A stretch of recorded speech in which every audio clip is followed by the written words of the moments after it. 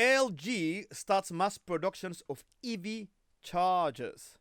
So it says the LG. This article is from Channel News. Sorry, the previous one was from Motor1.com, and it was from Juan Felipe Muñoz, adapted by Christopher Smith. All right, and this one is from Channel News, and it's an article by Nathan Jolly from the 29th of May, and the start of EV charger production marks a significant milestone for LG, propelling us on a journey to become a total EV charging solution provider, said Su Hong Kyu. I'm sure I destroyed that name. Vice President and Head of EV Charging Business Division of LG Electronics Business Solution Company. That is probably one of the most exciting things that I've seen in a while. What do you think about this one, Kieran? Yeah, I guess there are a lot of manufacturers of charging equipment out there. I looked into this and I was like, okay, are they just doing slow AC chargers? But they're doing 7 kilowatts and also 100 and 200 kilowatt models as well, which is good. So 2 fast charging models and 2 sort of 7 kilowatt AC chargers. It's exciting, but also there's a lot of manufacturers out there that have a longer history.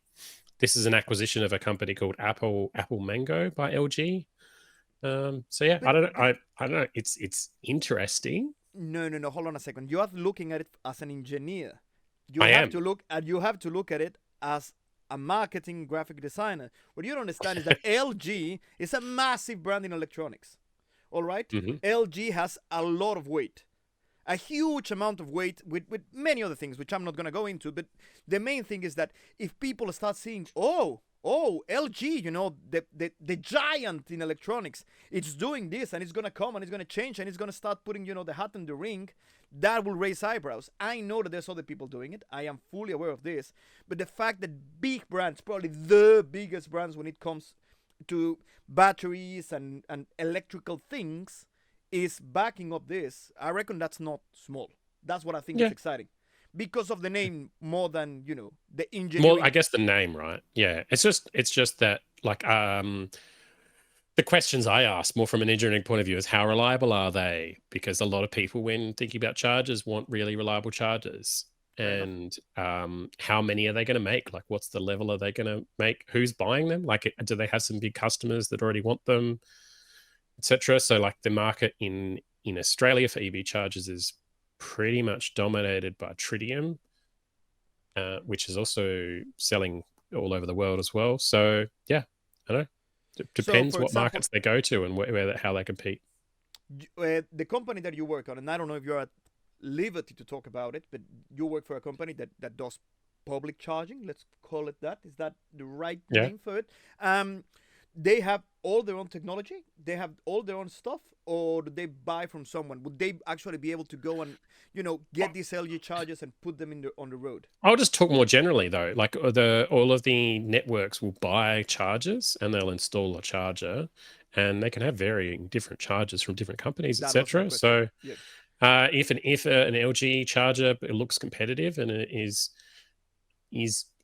I don't know, either better or like what you're saying, there's brand recognition and people want it, then yeah, you could see them coming here as well. It's more about, are they going to be reliable? And that's the huge factor that most people pay attention to. LG would make them reliable? We just don't know. They have, like, this is new. So they need to build some trust up, and they need to have some. But they have the trust, and I think they would have a lot to lose. Well, yeah, as a company in their other things, but not necessarily in EV charging space. Well, I'll put it this way. One of the main reasons why Tesla was so successful with the batteries and with the solar panels and all of that stuff is because they had the infrastructure with the cars.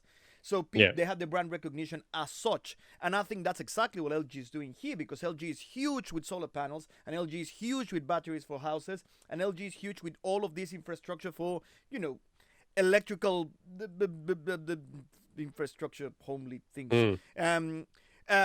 From a fridge to anything else. So are they good at software though?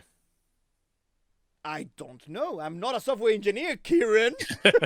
Yeah, I think that's a potential concern, is that a lot of people think about the hardware of a charger, but the charger itself has to run some software to connect to the network and communicate. And ChatGPT, we can do that. yeah, true. But the reliability of that communication and that software is very important, because if the charger goes offline, or somebody tries to pay with a credit card or use a card, or tries to use an app and it doesn't work because of that software on the charger, well, that's a problem too. And so you need a provider that's good at building software and hardware on the charger side, or that they somehow have a good partnership Well, with a software vendor. all right. If they are good, Yeah. which should be an if for everything. I get where you're coming from. If they are good and if they do their job right, and if this is big. Yeah. Because I do get the brand. The brand recognition, and one of the biggest, blah blah blah blah. We've said it all before. Let's move on.